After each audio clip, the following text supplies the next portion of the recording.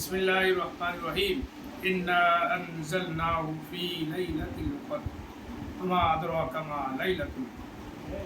সমস্ত প্রশংসা মহান আল্লাহ রাব্বুল আলামিনের।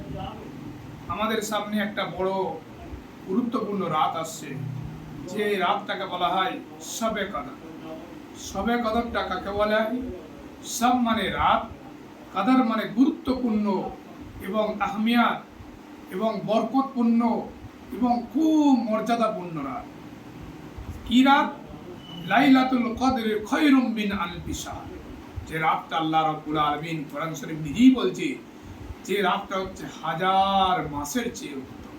সেই রাত আমাদের সামনে আছে। কোনো মানুষ যদি 83 বৎসর যদি কেউ বা 83 এই বছর যদি কেউ ইবাদত করে, যা সব হবে ওই এক রাতের ইবাদত করলে সেই সব তার আমলনামায় লেখা। সেই জন্য এই রাত্রিরে আল্লাহ রাব্বুল আলামিন আসমান থেকে ফেরেশতা নাজিল করে। ফেরেশতা নাজিল করার পরে যে ওই রাত্রিরে ইবাদত করে, নামাজ এবং জিকির আজকার করে, আল্লাহ রাব্বুল আলামিন তার পিছনের সমস্ত গুনাহকে মাফ করে।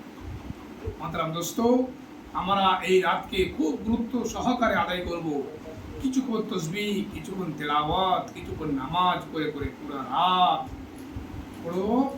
এতক্ষণ পর্যন্ত সালামুন হিয়া হাত্তা মাতলাইল ফজর, ফজরের টাইম হয়ে যাবে ততক্ষণ পর্যন্ত ফজরের নামাজ পড়ে থাকবে। এই রাত্রি আল্লাহ রাব্বুল আলামিন মানুষের ভালো মন্দর বিচার করে।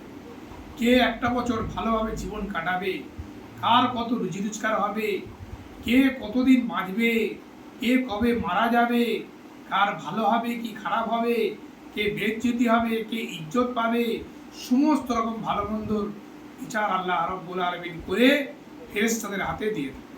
সেই জন্য এই লাইলাতুল কদর রাত্রিরে সমস্ত পৃথিবীর যত মখলুক আছে, সমস্ত মখলুক আল্লাহ রাব্বুল আলামিনের দরবারে সিজদা করে। এর মহতারাম দোস্তাই, এই রাত খুব গুরুত্বপূর্ণ রাত। এই রাতকে আমরা অবহেলা না করে এই রাতকে আমরা ঠিক মতন সম্মান দিয়ে, ইজ্জত দিয়ে কাটাবো। আল্লাহ রাব্বুল আলামিন আখিরাতের আমাদেরও সম্মান ইজ্জত দিয়ে এই রাতের মর্যাদা আমাদেরকে দান করবে। আল্লাহ রাব্বুল আলামিন শোনার চেয়ে বেশি করে আমার তৌফিক দান করুন। ওয়া আখিরু দাওয়ানা আলহামদুলিল্লাহ।